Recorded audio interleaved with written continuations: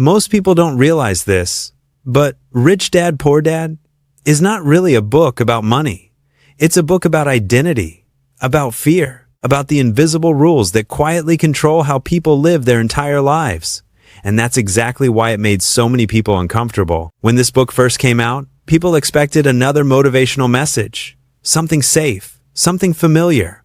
Work hard, save more, be patient, and someday, life will reward you. But this book didn't do that. Instead, it asked a question most people spend their whole lives avoiding. What if the advice you trusted, the advice your parents gave you, the advice schools and society praised, was never designed to make you rich? Robert Kiyosaki doesn't start with formulas or strategies. He starts with a story, a simple story, about two fathers. One was highly educated, multiple degrees, respected by society, worked for the government, did everything right. The other barely finished school, struggled academically, questioned authority, and built wealth anyway. One lived paycheck to paycheck. The other became financially free. That contrast alone is enough to shake people, because it forces a dangerous realization. If hard work, intelligence, and education were enough, then this outcome shouldn't exist. But it does. And not just in the book. In real life. Everywhere. You see it every day. People who work long hours, sacrifice weekends, and give their best years to their jobs, still worried about rent, bills, and emergencies. Meanwhile, others seem to move differently. They're calmer, less stressed, less busy, yet somehow more secure. The introduction of Rich Dad, Poor Dad isn't about judging anyone. It's about exposing the system. Kiyosaki explains that his poor dad wasn't poor because he lacked effort. He was poor because he believed in job security. He believed that loyalty would protect him, that education guaranteed safety, that obedience would eventually be rewarded. And that belief shaped every decision he made. Go to school. Get a good job. Work hard. Don't take risks. Rich Dad believed something completely different. He believed that security doesn't come from jobs. It comes from ownership. He believed money is a language, and if you don't learn it, you'll work for those who do. He believed the goal of life wasn't comfort, but freedom. And here's the part most people miss. Both fathers worked hard. Both cared deeply about family. Both wanted stability. But they were playing two completely different games. The introduction makes something painfully clear.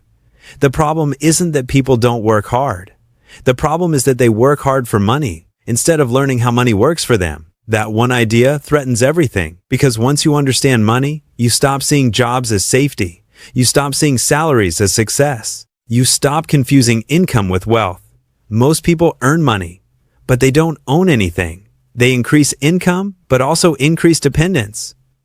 More responsibility, more fear, more pressure, and they call it progress. The introduction quietly challenges the belief that stability equals safety, because stability can disappear overnight. A layoff, an illness, an economic shift. And when that happens, most people realize something terrifying.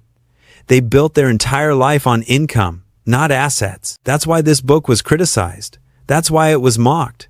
That's why people called it dangerous. Not because it was wrong, but because it made people question authority. Schools don't teach money. Families avoid talking about it. And most people grow up believing money is something you chase, not something you understand. The introduction isn't trying to teach you how to get rich. It's trying to wake you up, to make you uncomfortable enough to ask better questions. Why does working harder never seem to fix the problem?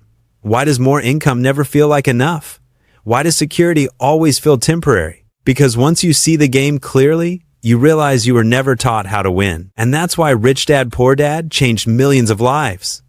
Not by giving answers, but by breaking illusions. In the next part, we're going to expose the first and most dangerous lie society teaches about money. The lie that keeps hard workers poor their entire lives. If this video made you think differently, if it planted even one question in your mind, then this was only the introduction. This wasn't the lesson yet. This was the setup.